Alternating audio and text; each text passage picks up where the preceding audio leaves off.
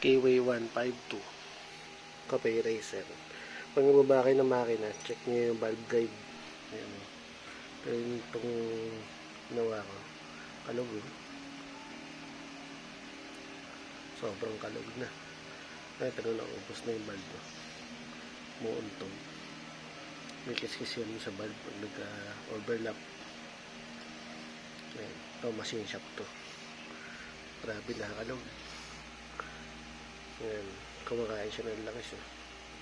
Yan, lumulusot na yung langis dyan sa valve guide. Ayan.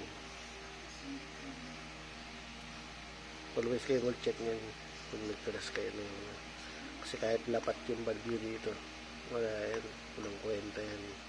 Tapos nakalog yan, mawala yung kasi yung selyo nyo dyan. Ito, bus na, nakakalog-kalog niya.